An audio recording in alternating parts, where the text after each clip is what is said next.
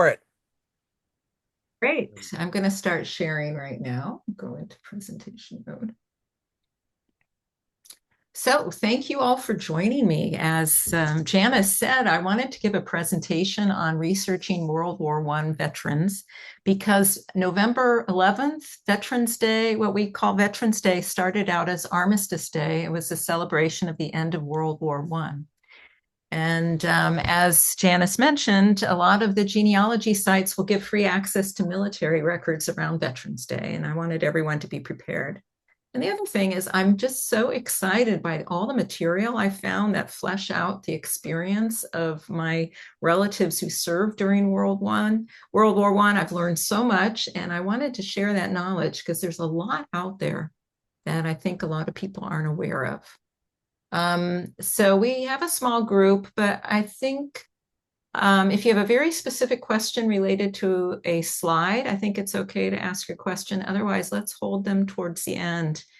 So these are the goals of my presentation. It's to honor the World War I soldiers in our family trees, help us all understand and provide context and color for their lives and their service experience, particularly.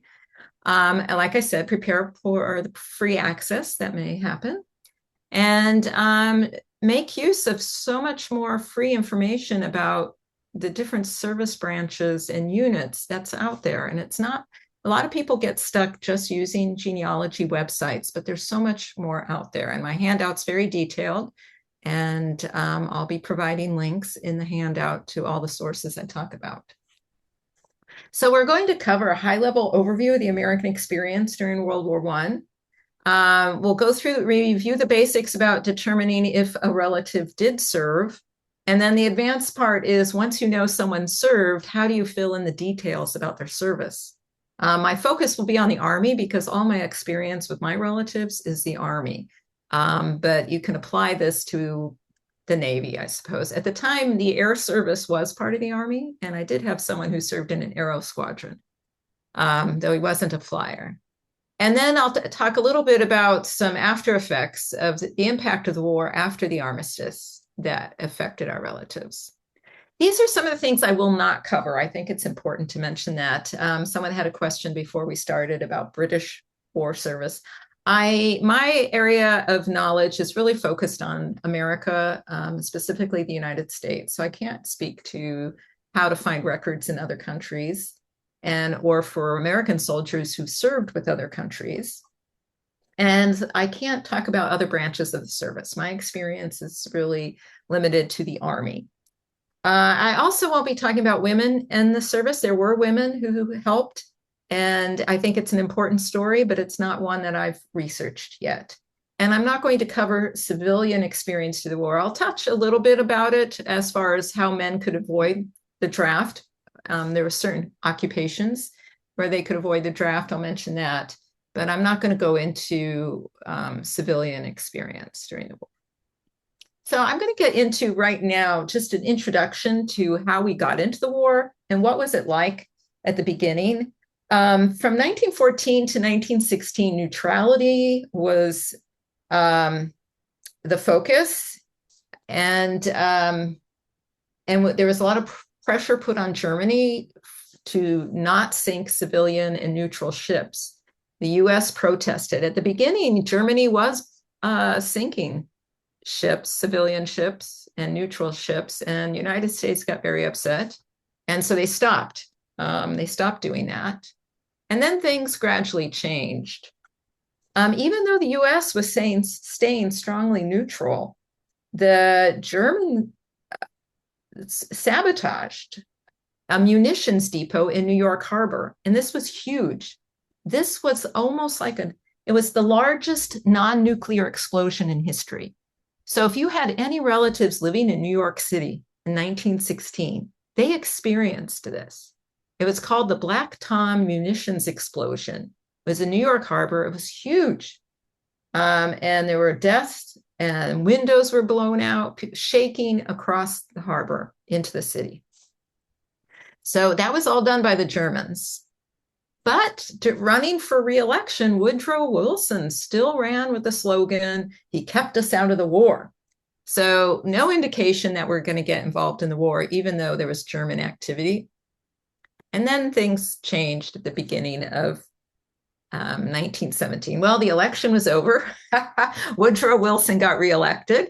Maybe he didn't feel he had to stay neutral so much, but also Germany resumed unrestricted submarine warfare, including American ships. And so it's kind of hard to avoid getting involved if people are, sinking your ships. Also, the British intercepted the Zimmermann telegram and made that available to the United States to show that Germany was trying to work through Mexico to trying to get Mexico involved on the German cause. Then there was the revolution in Russia, which happened in February. The Tsar abdicated at that time.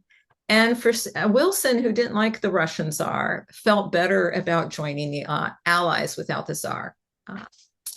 So I'm not going to go into all the geopolitics and why Woodrow Wilson didn't like the Tsar, but it's an interesting thing. And perhaps if the Tsar hadn't abdicated, maybe we would have delayed our entry. I don't know. So by April 6th, US, we enter the war on the side of the Allies. And at that time, the Army had 121,000 men, and we had a National Guard with 181,000.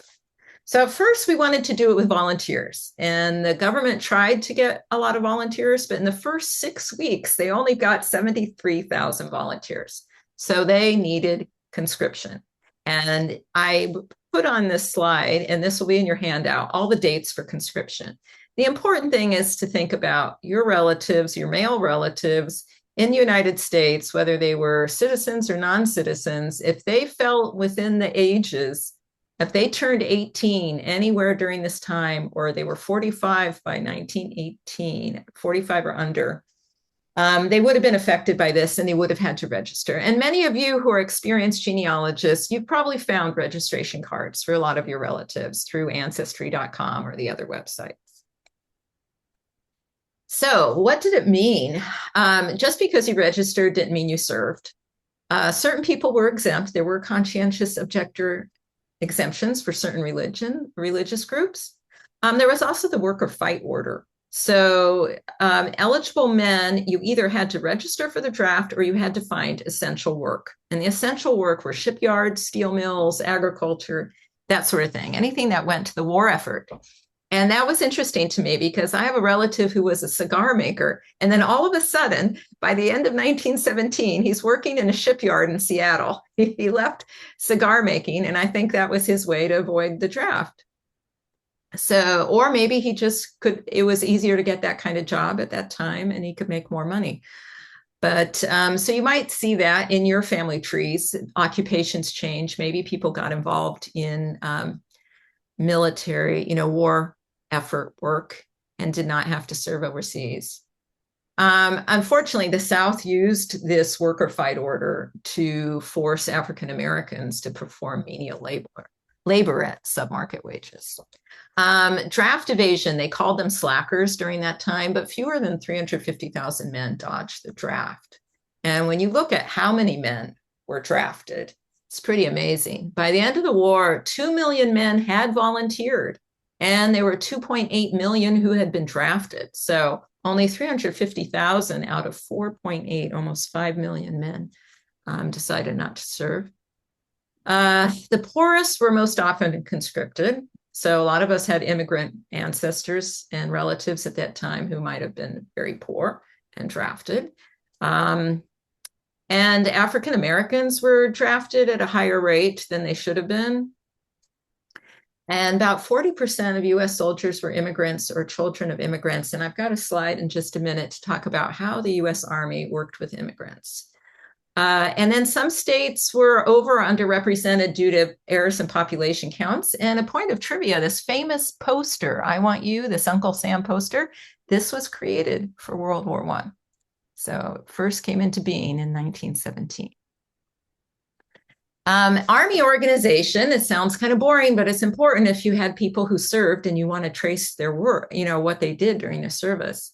So as far as practical, this was interesting to me. They grouped the units by states. So if men all from Indiana, different parts of Indiana would have been grouped together, men from Michigan or Montana, they would have been grouped together.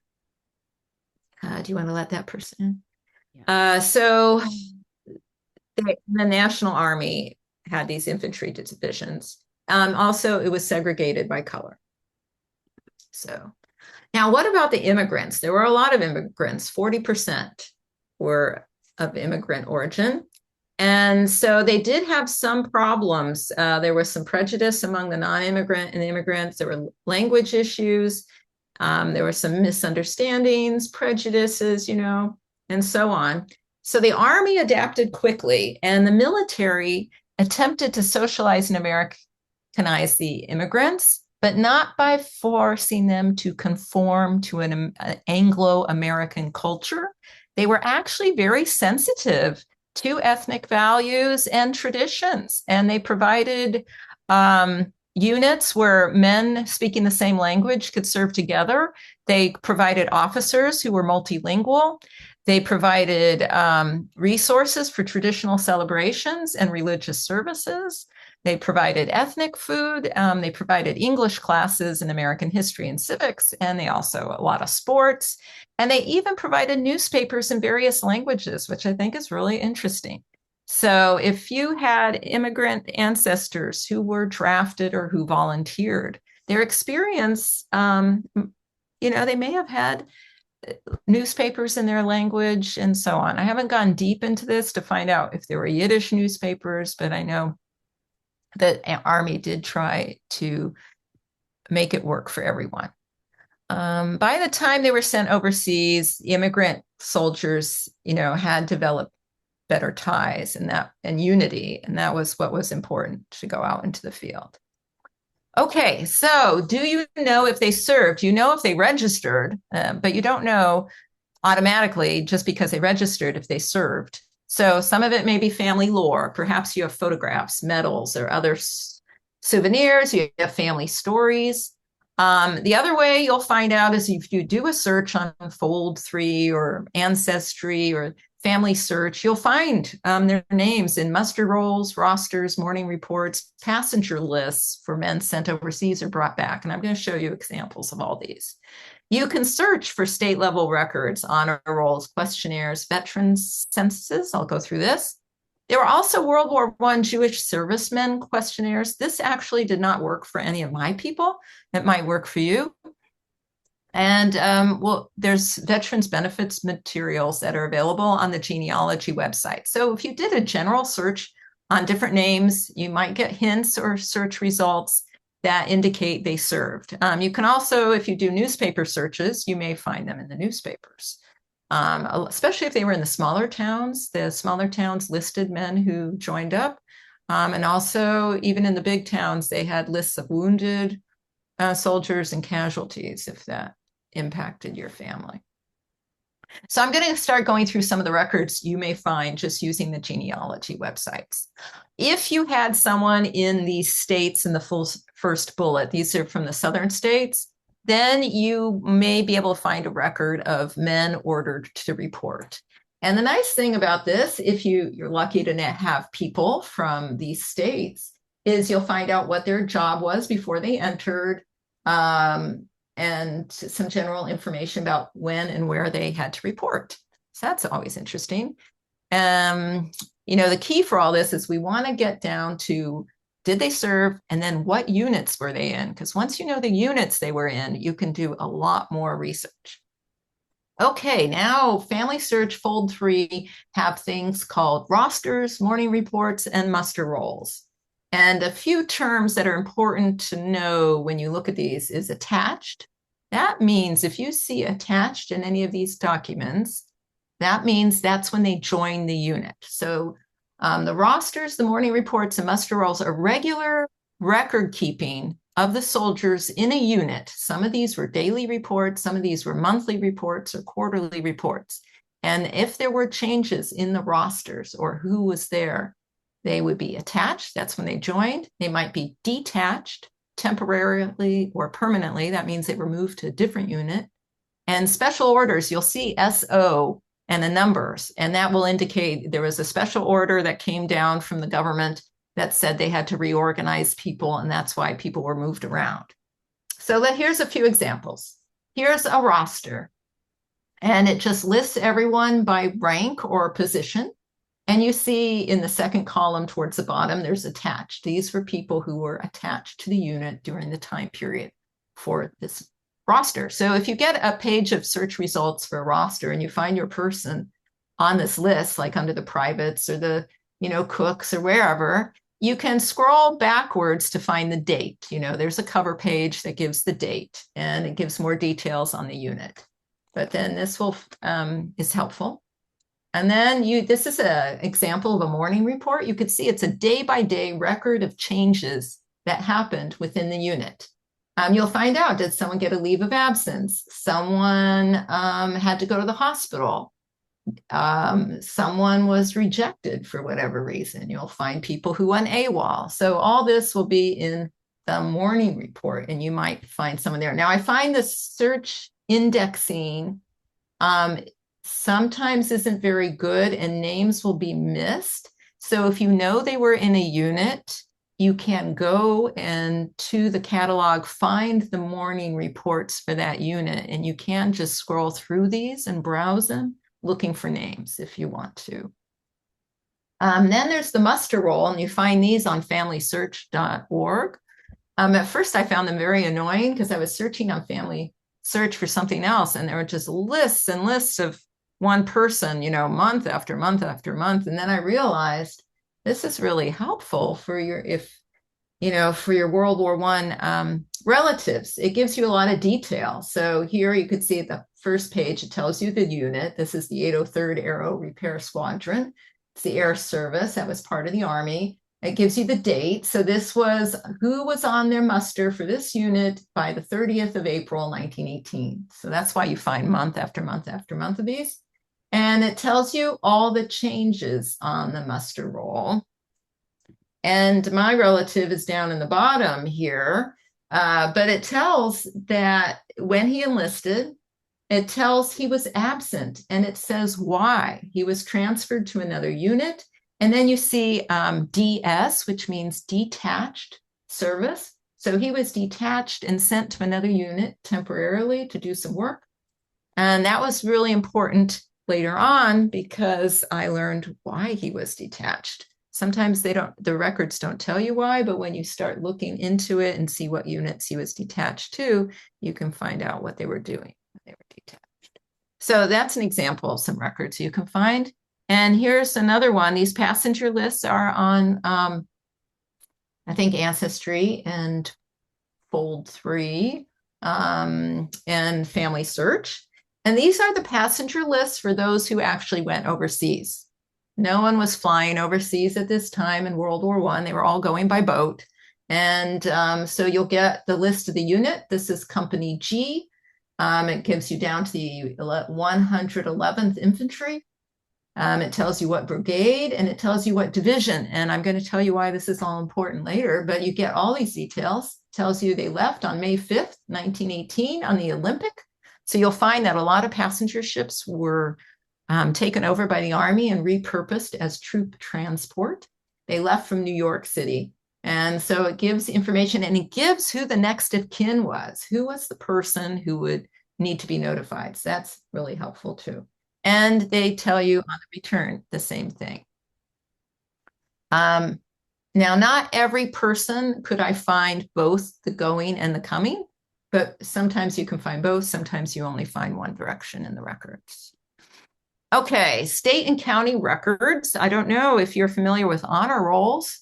The service questionnaires and the veteran censuses, I'm going to go through those now. So these are two examples of an honor roll. If you're lucky, you've got one that has photographs of men in uniform and tells you what they were doing in the war. These were all done after the war. Otherwise, you get one like the one on the left, which is my grandfather. And there's no picture, but it gives his address. It gives his serial number. It says he was naturalized. He lived in Cleveland. When he was born in August 2. No, I'm sorry. That's when he was enlisted, was August 2, 1918, but he was born in Kiev, Russia, and it gives his birth date, June 15th, 1889. It says what unit he was in. I had to look this up. You figured this stuff out, but MT rep is Motor Transport Repair Unit 311. And then it tells he was moved to a different repair unit. And then he was discharged honorably, and it gives the date, and he had a disability, 12.5%. I have never figured out what the 12.5% was, but he had a disability. So these honor rolls are quite nice, and I will give you some tips in a minute on how to search for these. Okay, so how do you search for them? Some of these are available on the main genealogy websites, but not all. You need to use Google search. Also search hathitrust.org. And some useful search terms that have worked for me are World War I honor roll, put your state down, put your county. You use American Expeditionary Forces to limit it to the American forces. You could try World War I, 1917 official roster. Here are some example titles of documents I found. And it shows you that some of these were done at the county level, some of these were done at the state level. Look for these because these can be quite helpful. Then you can find service questionnaires. So I had one relative who was drafted in one state, but after the war, he settled in a different state, and he filled out 2 different questionnaires. He has a questionnaire for the state where he listed, and and that has very few details, as you can see from this. And then he has a much more detailed questionnaire from the state where he resided after the war, and gives a lot more details. It tells what Army units he was in, if he saw action, where he saw action. The soldiers filled this out themselves, and of course, they didn't speak French really that well. So the way of how they may have documented the names of the battles and how they spelled out the French words may take a little work on your part to decode. But once you start looking at the order of battle and you start looking at other World War I documents, you can figure out where they were and what they were doing. And this gives his promotions that he had from private to corporal, corporal to sergeant, and when he departed and when he came back, and what he did when he came back. He was a bartender. So there are these Jewish servicemen questionnaires. Ancestry has them. And this is the description from Ancestry. I did not find any of my people in this, but you may be lucky. The other thing to do is go to other Jewish archives and look and, search their online collections to see if they have any service questionnaires, because different Jewish organizations did do some surveys, and you may find some. I pulled a couple examples just to show you. These are not my relatives, but here are some examples of surveys that were done. And a war record, someone filled out, someone had a casualty, and they explained what happened there. So it's amazing, some of the things you can find. Other service information, this I did find for my relatives. I got a casualty report, and I've got an application for medal. Again, I found these on the main genealogy websites. I found out he got a machine gun. He was shot by a machine gun. That's why he was severely wounded. I got an idea of when he was wounded and where he was, what group, and I found out a lot more about that. I can tell you about that later. And then what medals he got. So he got a few medals for his efforts. These are different benefit records you'll find on the genealogy sites. You'll find the Veterans Administration Master Index. You'll find the burial file for people. And there's a Veterans Affairs Index card. They're a little cryptic. You have to figure them out. I mean, born and enlisted are their dates, the serial number, discharge date, and where he finished up, what units he was in. But died Minneapolis. If that's Minneapolis, that's not true. He didn't die there. He died in Leavenworth. So they're a little cryptic and hard to figure out, some of these things, but they give you some information to go on. And then there's these compensation and service application records. that you might find for your relatives. And this is very detailed. It even tells his town of origin, where he was born, this little town in Ukraine, which was very helpful to me. Okay, and then there's newspapers. So you can search on your relatives' names in the local newspapers and see what you found. And Philip Gilman, his picture was even published. He was one of the wounded, and his picture was published. It's not very high quality. And he was listed in the casualties also. And this is for Philadelphia. So this was a big city.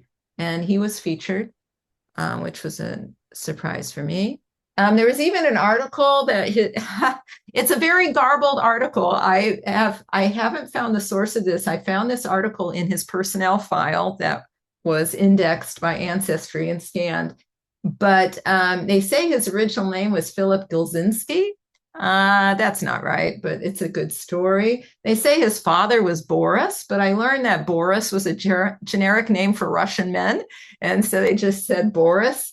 You know, I think people just made up stories sometimes. The true part is that he was living with Jesse Portnoy at 602 Reed Street when he enlisted.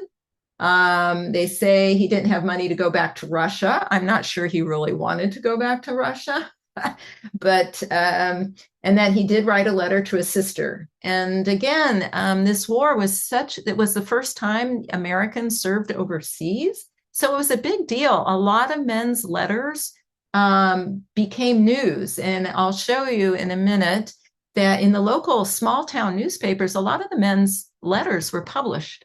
So everyone in the community could read them. But so people shared the letters and what he wrote. So that part maybe I'll believe. Some of this other stuff has proven to be not quite accurate, but interesting. Okay, so this is the basics. We figured out they registered. Now you figured out they served. Hopefully you've got some unit information. And the important thing at this point is to summarize what you found, get it organized, and we're going to use this information to search more deeply, to fill out their experience. Where did they train? What was the training like? What did they do during the service? Did they see action? Where did they see action? And it's amazing what you can fill in. So these are some example summaries that I did for my relatives.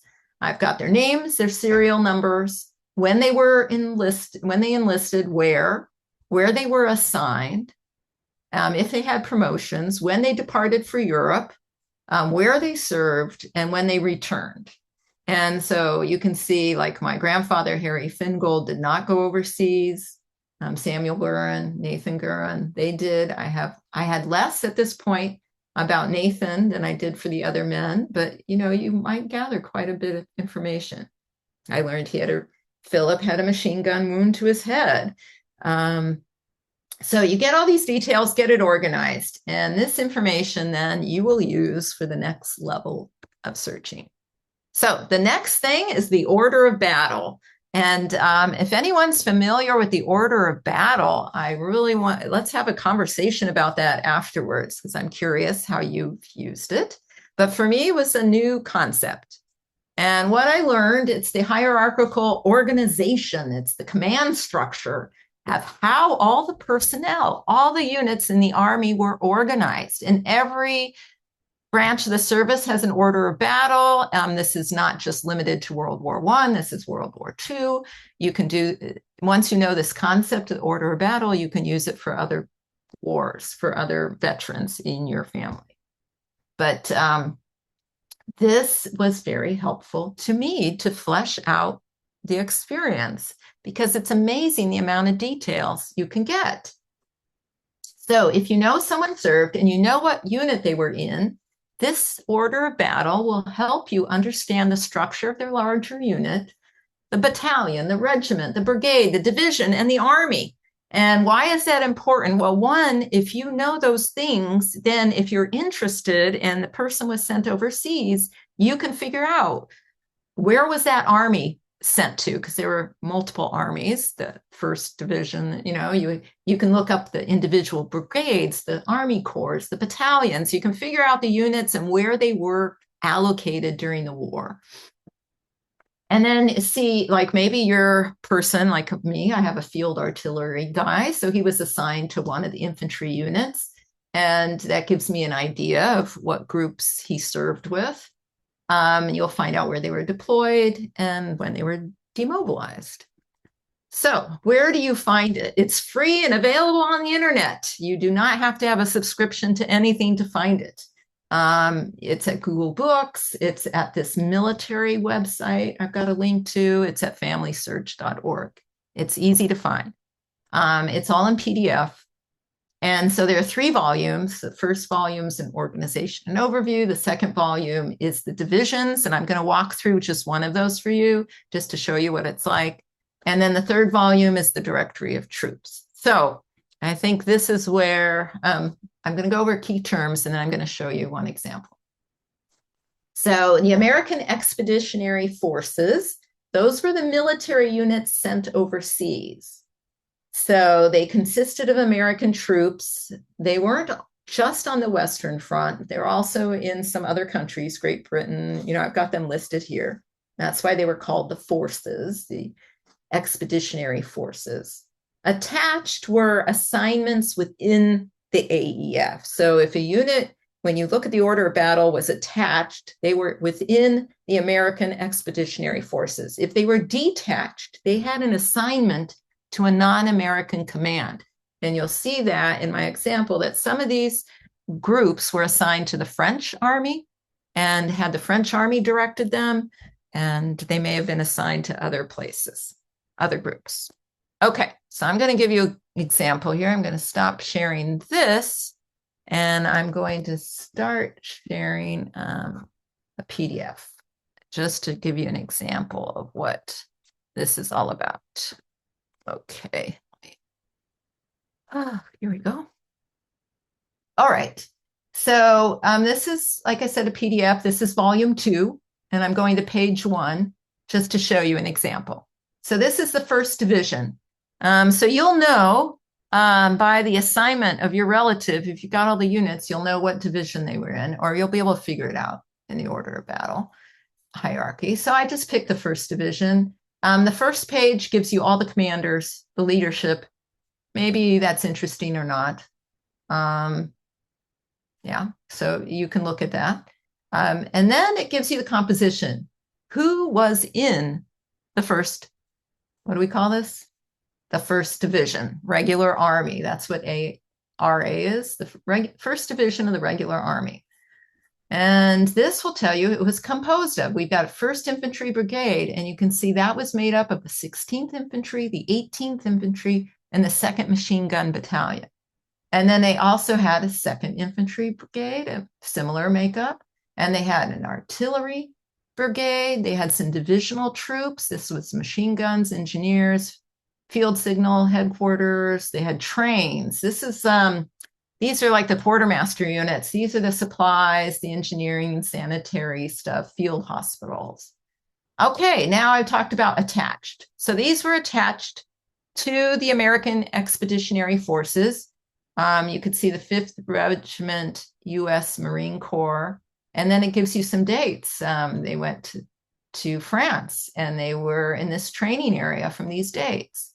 The 1st Battalion of 2nd Engineers, the 2nd Division, they went to this area in France, and here are the dates. So you can start going through looking for the units and what army they were part of. So I think volume 1 has the whole hierarchy. So you can, based on what you know, like they were in the 111th Infantry, you can figure out who the 111th Infantry was assigned to. And then you can get down to this level and find out where they were sent and what did they do and from what dates. And then here's detached. So out of that 1st Division of the regular army, these groups were detached and assigned to a Scottish group, a French group, and different things. These went to American forces in Germany. So you can learn all that, and you can find out more about the units, the headquarters, where it was located. The location changed perhaps by date.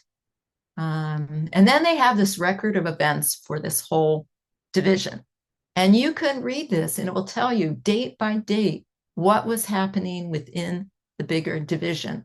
And it will tell you, so you'll know if your person was assigned to hospital work or they were infantry. You can read this and figure out where your relative might have been and what was happening with their unit. Okay, these were French forces. And then, you just have more record. They talk about training and operations.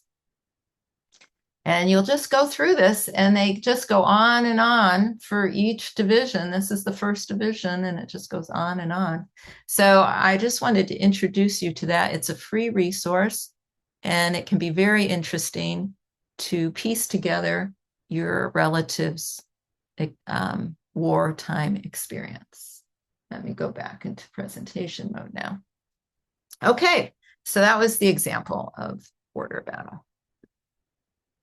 Volume 3 has the troop directory, troop directories. And so here, this is by regiments, and you can go through it's text searchable. So if you knew that they were like the 11th Field Artillery, you can search 11th Field Artillery and find them. And it just says, what organization, the month, the place. So this was their unit. They were stationed in various places. They were sent overseas, different groups. And so you could just get more information about them. And I've got all these links in the handout, but there's a lot of other sources of information. Battle participation, what battles did the different units participate in, the different campaigns. The Center for Military History has a lot of great resources. If you had anyone in an Aerosquadron, Gorell's History of the American Expeditionary Forces Air Service, multiple volumes, all available for free on the internet, all searchable. Then we have this wiki talks about the infantry unit organization. So Wikipedia does have some good information on the overall organization of the units. This table of organization will help you zero in on where your relative's unit, how they fit into the larger organization. So there's lots of good stuff here that you can research. Now, there were specific unit histories. And my sense is, I haven't done a lot of research about how these unit histories came to be, but my sense is World War I was so unique. It was unique not only at the soldier level that all these men were going overseas for the first time, but also as a military, it was so unique. They had the air service for the first time. They had to deal with new kinds of gunnery for field artillery. They had to deal with gas. There was so much new stuff going on, and how you serve in a world war, an international war, that a lot of histories were written after the war. And so some of these are incredibly detailed and a gold mine for your relatives. And I'm going to give you specific examples just to show you. They were created after the war. They're not available for every unit. So maybe not your unit, but maybe the larger group might have a history. Now, I provide 2 links here. These have a list of links to unit histories, but these lists are not complete.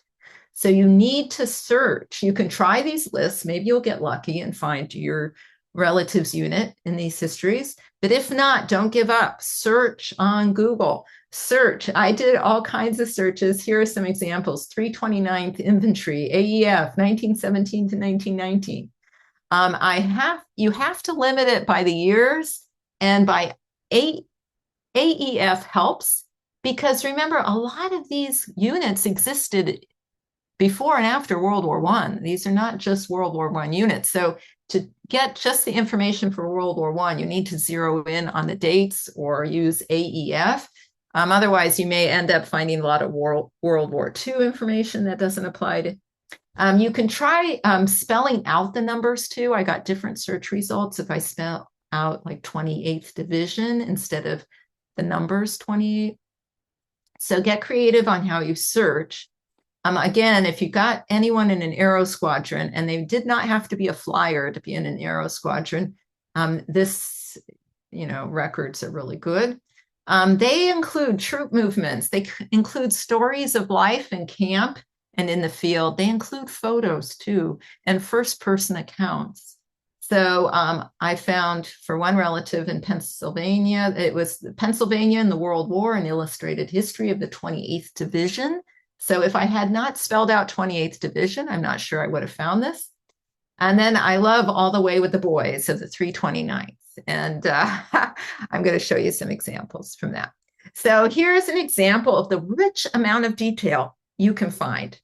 So field artillery, they had to deal with horses. And here we go, down to the date, December 12th. I love this. The horses arrived, 164 of the wildest, head-shy, hard-kicking, and sharp-biting, four-legged animals that ever graced, or rather disgraced, the name of horse. So you can see, depending who wrote this, some of them were just very good writers and very amusing. Others will be a little more dry. But I learned that even though they were in artillery, they had to learn how to manage the horses, but the horses dragged the artillery into position, and they weren't on trucks. It wasn't mechanized. So even though these were really large guns, it was all horse-drawn. And then I found out, like in December 20th, 25% of the men got 4-day leaves, and they did it on a rotation. So everyone got a day, some time off. I learned about all the snow, what a pain that was. And so you can get a lot. I learned about an outbreak of spinal meningitis and new recruits and so on. And then I learned that the whole battery was quarantined when one private caught the mumps. If anyone has a question about why do we use vaccinations, bring up this history. Why do we have vaccinations? People got sick and it was very threatening to their health. Okay. Here's some more examples. So this book just goes on and on. It gives specific dates when they went to Europe, how they got from England to France, where they were trained. And then they talk about when they saw action. It was at the tail end of the war, right before the Armistice, was the first time they were involved in direct action. And they talk about how they, as gunners, I found out, like this night we experienced a heavy bombardment with gas. And the night being foggy, the valleys were loaded to the brim for hours. So they were wearing their gas masks during this time. Not the least amazing thing that evening was hearing Sammy Gurin, this is my relative. He was their gas sergeant. He was in front of the guns calling for people to direct him to the battery. It turns out Lieutenant Sheffield had taken him as far as the number 1 piece and then left him. And it sounds like this lieutenant played a very dirty trick on Samuel Gurin. And he got him lost in the fog and the gas out in the valley. And he had to shout and to get help to find his way back. Then I find out what happened at Armistice.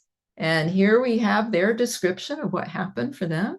And then Christmas Eve, my relative shows up again. Sergeant Gurin was part of the group that created a successful program. And it talks about how much they all enjoyed the Christmas celebration. I had another relative in an Aerosquadron. It was a repair unit, motor mechanics. And in that repair squadron notes, their unit history, they talked about how they gathered 500 francs from the squadron, and it was the squadron he was in, and they were going to support a French war orphan for a year. And then I was going to the Library of Congress searching on the Aerosquadron. So, you search on Google, but go to specific websites, especially Library of Congress, for American military information. And I searched on the 803rd Aerosquadron, and I happened to find a bunch of photos, and one of them had the girl they adopted with her name. I would never have known that. So having seen the history where they talked about the war orphan and how they got the money together, and then to find the picture, I had a fuller story of what was going on. If I had found a picture, but I didn't have the history, I wouldn't have known, well, why was she in this? What happened? So it was fun to find these two things together. Newspapers and memoirs are available on the internet. They can be so interesting. You can search directly on your relative's name, but don't be limited to just their name. Try the names of the training camps, try the names of the units, and do searching on that. Because as I mentioned earlier, a lot of these units kept people from the same geography together.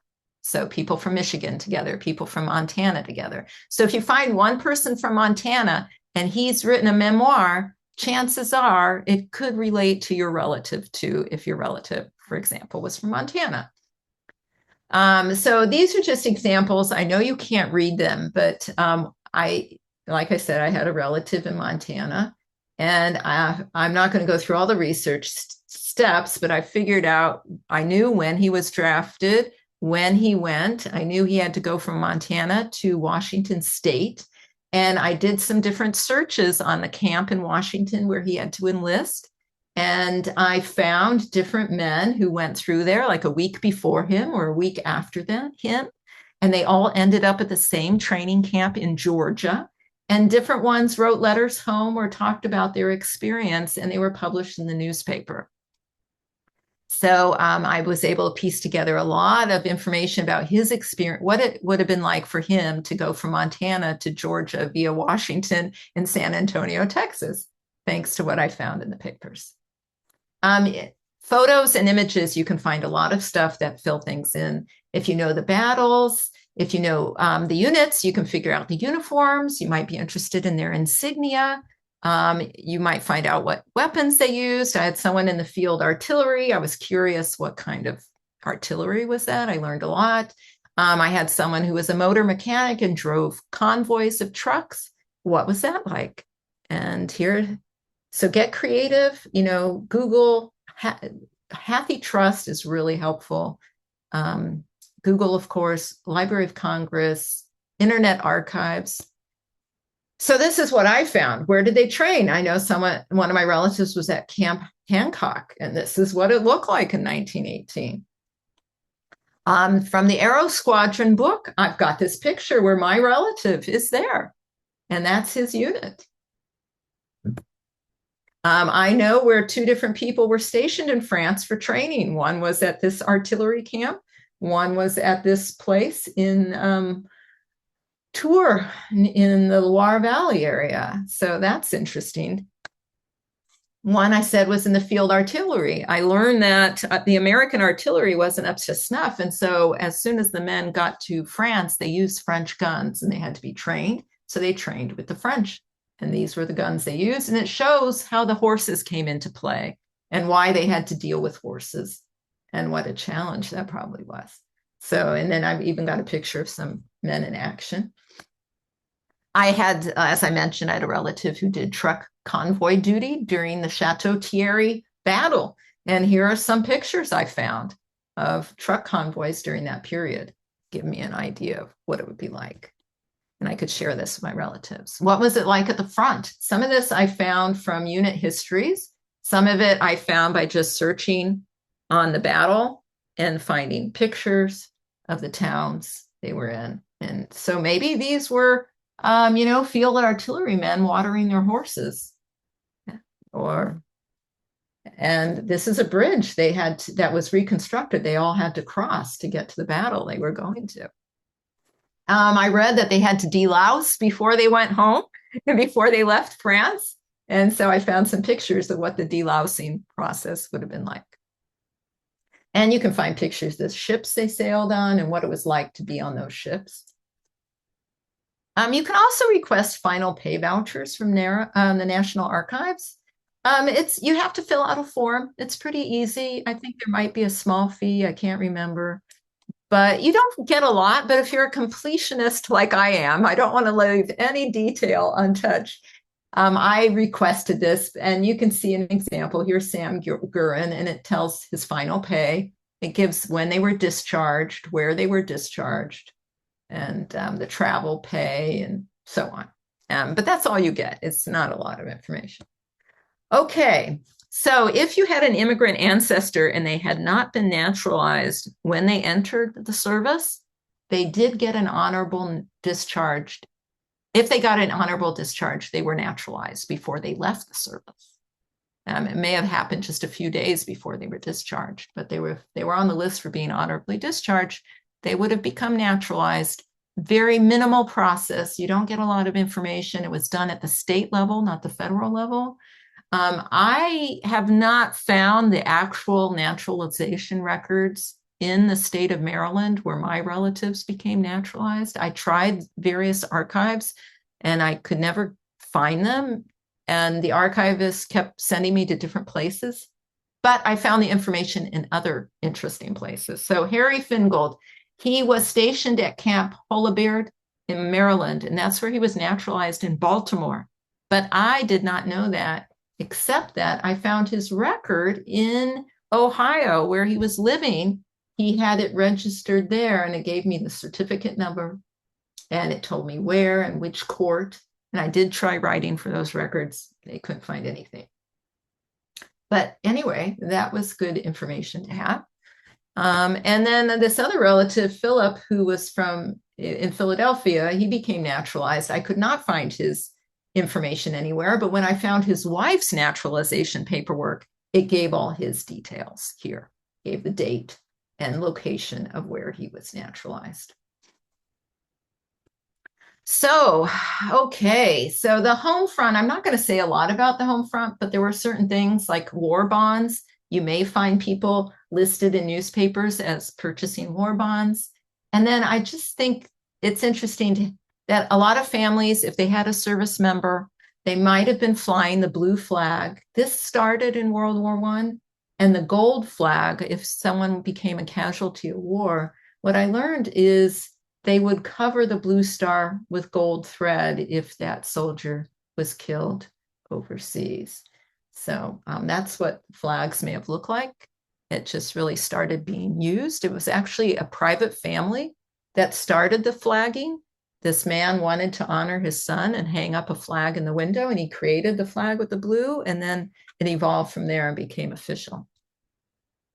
Here are some impacts from World War I that I think are interesting. So remember the Black Tom sabotage, that huge munitions explosion. That led to the establishment of domestic intelligence in the United States. And because of that, they created the Espionage Act. And it served as an excuse for interning Japanese Americans during World War II. So there was a direct line from that to here. And you may not have known, but the reason the Statue of Liberty lamp was inaccessible until the 1980s was because of the Black Tom sabotage. It was broken during that time. Okay, men who served overseas, especially men who were injured, they were dosed heavily by doctors with opiates for pain reduction. No one knew about how addictive these substances were. And a lot of men did become addicted. And so you'll see that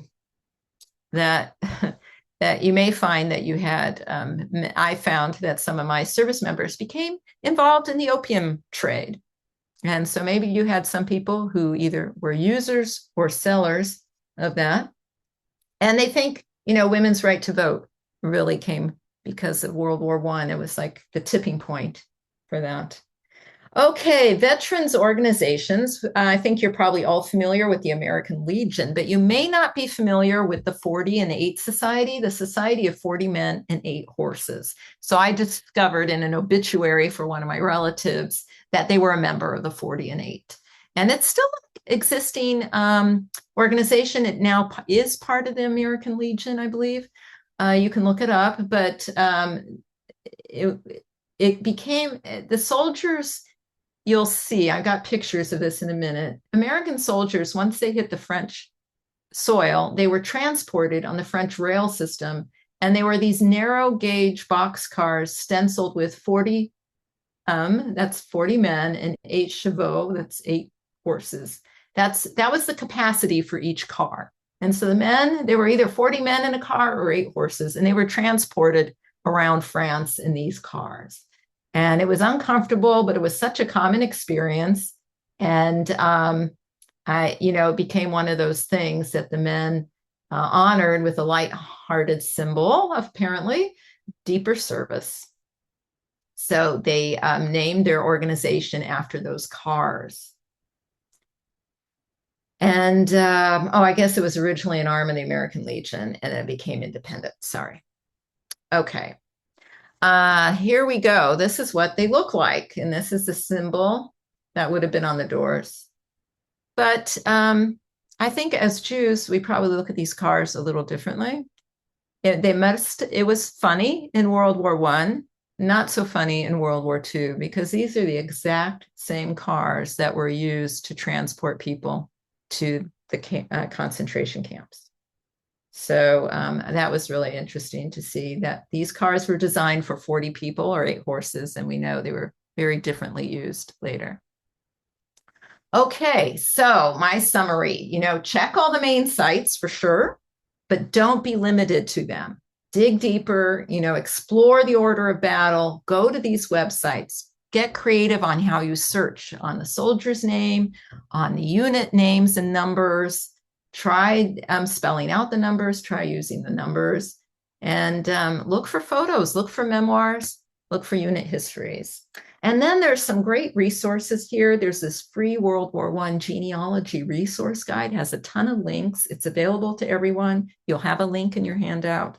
And then there's just a lot of other good information here for you to check out. That's it for me. Now we can open it up to conversation, questions, anything that you guys want to say. Well, thank you. I've got a couple of questions. Yeah, go for it. One of them you answered, which is, was the order of battle PDF searchable? Yeah. They are. Okay. And the other one that I had is, how did you present all of this information to your family? Oh, well, so I took one man at a time. I've done it for 2 of the people. And I put together a narrative where and I don't know how much they were as interested as I was. I have to say that, but I put together a long narrative where I just said, he was drafted. I found out through my research that he went with 5 other men from his small town. And I also put some context. He must have known he was he was drafted and when his departure date was, because 4 days before that, he got married. So I thought that was interesting. 4 days before he departed from Montana to go to Washington, he got married. And so I just put together what I found out. Typed it up and sent an email, or did you make yeah, I created a big PDF because I intertwined the photos. I did the photos, I did quotes from different things and did a long narrative. And then I just made a PDF and put it, either I mailed it out or I put it in Dropbox and sent people a link. Okay. Yeah. And Barbara. Barbara, you're muted, but. Here I go. Yeah, the handout. Would you like it on our website? I think it's already on the website. It's on Janice's website. Oh, yeah, go ahead, put it on your website. 15 minutes. Okay, that's my question. Great. Yeah, happy to share that with anyone. Did anyone else know about the order of battle? I'm curious. Maybe we should stop recording so people can come off video, Okay. can share Right. video. Let me stop recording. Hold on.